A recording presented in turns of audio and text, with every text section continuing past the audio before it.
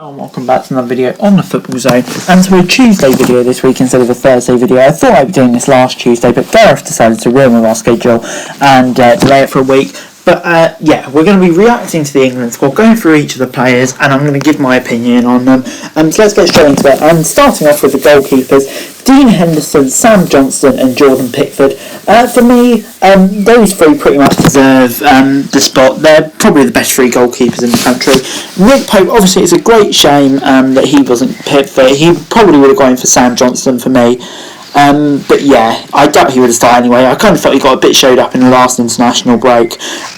So yeah, those are the right decisions for me, and I have to say Pickford has to start. He does get a lot of criticism, but for me he is very good and does get the start for me.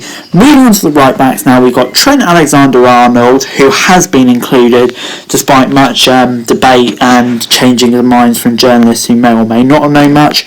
Reece James, Kieran Trippier, and potentially Kyle Walker. I say potentially Kyle Walker because my guess is he'll be used as a centre-back more so in the tournament, as it looks increasingly like England will be playing with three at the back. But yeah, Trent Alexander-Arnold, for me he had to go. I would personally start him. I think he's brilliant. But even if he doesn't, in the last 10 minutes of the game, if England need a goal, there's no better player to have on the pitch. So it just makes total sense for him to play. Reece James, all you need to do is go back and watch the Champions League final and watch his performance there. Just a remarkable performance, so he definitely deserves space. And then Kieran Trippier, for me, yeah, I haven't seen him too much this year. Because I don't watch La Liga. But by all accounts, he's done a very, very good job at right back for Madrid, and of course they have won La Liga this year, so he probably deserves a space. And Kyle Walker, as I said, he's just been outstanding this season, and his pace and whatever, he definitely deserves to go. But the question for me will be whether it's right back or centre back. But yeah, on the whole, three right backs, it was more than I was expecting. I would have taken out Trippier. I don't know if that's because I just haven't seen him as much this season. But yeah, it certainly is an interesting one, and it'll be interesting to see how it works with four right backs. Moving on to left backs now then, Ben Chilwell and Luke Shaw are the two left backs. For me, this is pretty much what everyone expected. Luke Shaw, fair play to him. I don't think many people would have had him in their Euro squad at the beginning of the season, but he's done a remarkable job over the last however long season or so to find himself back into contention. And with Ben Chilwell, who also put in an outstanding performance in the Champions League final on Saturday, it could be a really close battle between them. So yeah, people have called it England's weak positions in the past. I would say it's less of a weak position now. We've got two really solid players, no debate that they should have gone. The centre backs are Connor Cody, Harry Mcguire, Tyrone Mings, John Stones and Kyle Walker potentially.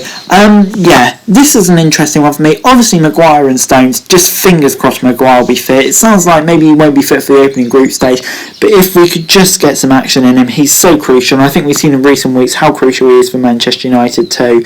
He of course will be a big boost to have, and even if he doesn't play, his leadership, so it does make sense to play him, especially with a wider 26-man squad. John Stones, yeah, there is a bit of pressure on him, you could say, after he did make a mistake in the last England game he played, but yeah, with the season he has to start.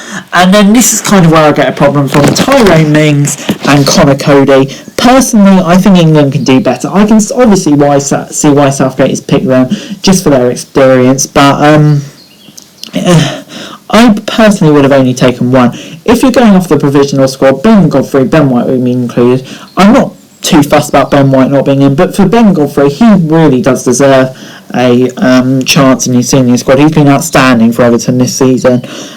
So yeah, it is an interesting one really. I personally would have had him over Cody, who I don't particularly rate, but yeah, Southgate wants to go for the safe option, that's fair.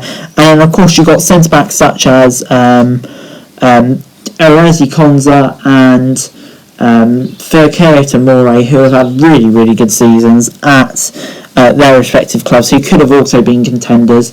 And so I have to say I'm not necessarily sold on those defenders. But anyway, moving on to the centre midfielders now, you could kind of call these the holding midfielders. Jude Bellingham, Jordan Henderson, Calvin Phillips and Declan Rice. Jordan Henderson, it has been said that he could be featuring in tomorrow's game against Austria, which is a huge boost.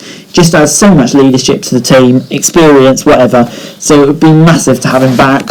Even if it's not 100%, he can still be a major player. Declan Rice as well. I'd expect him to be starting in the Euros. He's come on a lot this season and has been a major part of why West Ham have had such a good season. And yeah, he's a great holding midfielder, and I can definitely see him starting the Euros. Calvin Phillips and Jude Bellingham. Jude Bellingham at 17, what a story that he's had. And yeah, he fully deserves it too. He's been outstanding for Dortmund. So yeah, he definitely deserves it. And even if he doesn't play that much, it's a great experience for him. And then you've got Calvin Phillips. Now, nothing against Calvin Phillips. I'm not Calvin Phillips' biggest fan.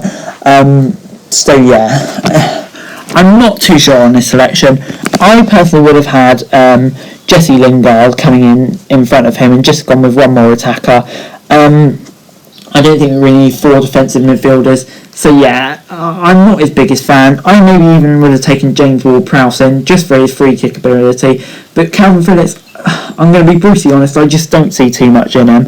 But moving on to the more forward-looking midfielders, and they are Mason Mount, Phil Foden, and these include wingers, by the way, Jack Grealish, Marcus Rashford, Bukayo Saka, Jaden Sancho and Raheem Sterling. Mason Mount, yeah, there can't be too many arguments about him. Obviously, people were going on not too long ago about how he's Southgate's love child and whatever. But yeah, I think he's proved this season it can be further than the truth, really. He's been outstanding, once again proved in the Champions League final. And to be honest, I think he might deserve a place in the starting 11.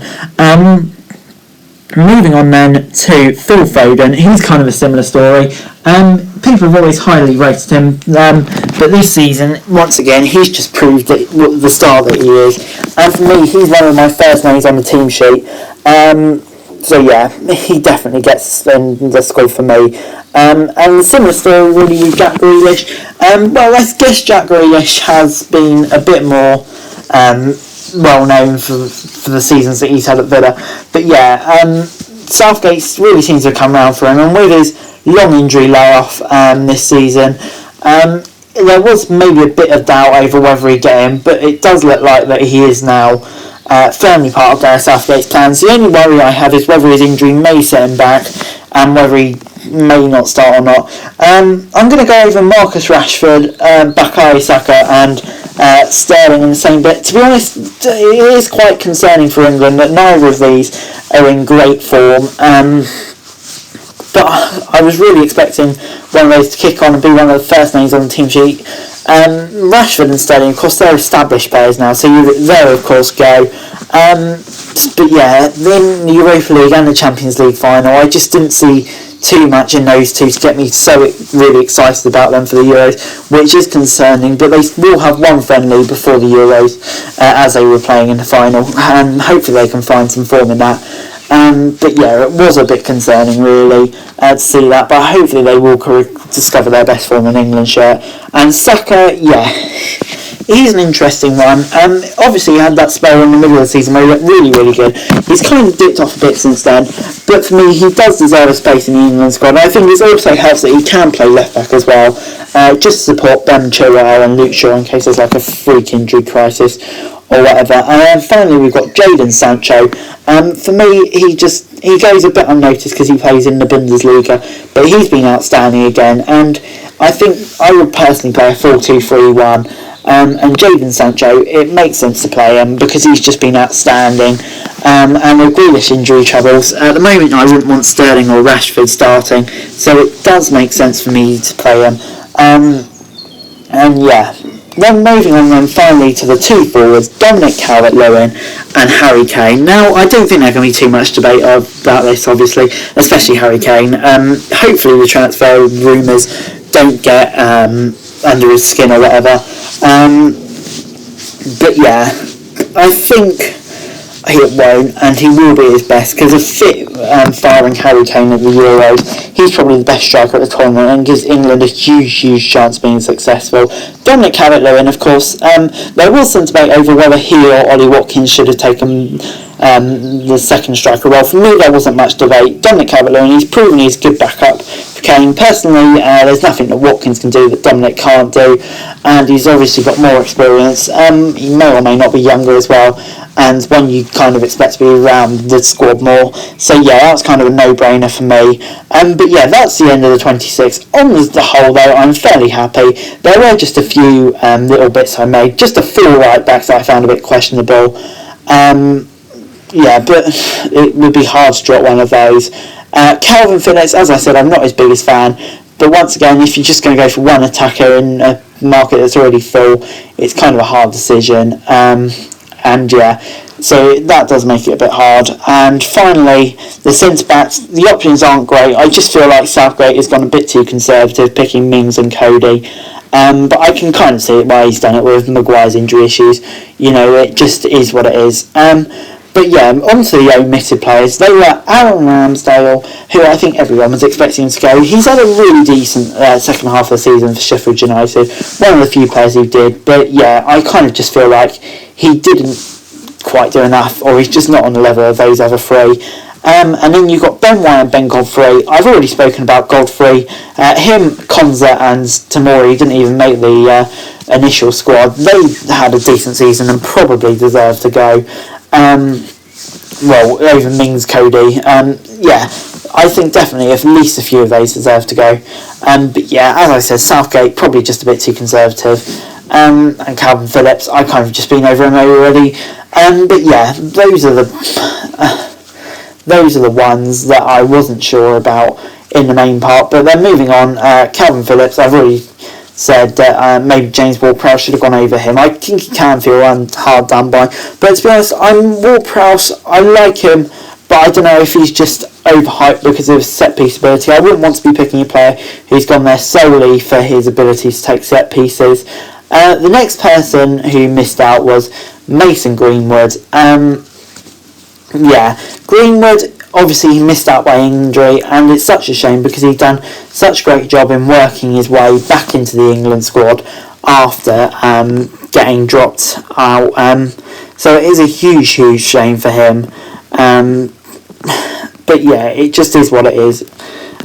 Just tough out for him, and I'm sure he'll come back stronger from it. I do think he would have made the final squad as well, but it is hard to say who he would have dropped out. And then finally, Ollie Watkins. There was a bit of a debate on him, but yeah, especially with Greenwood going, you would have liked to have seen him go in, but in the end it just wasn't meant to be. And yeah, I can kind of see why he didn't do it, really. Because I think he's done well, but is he really the calibre of player you want to take to Euros?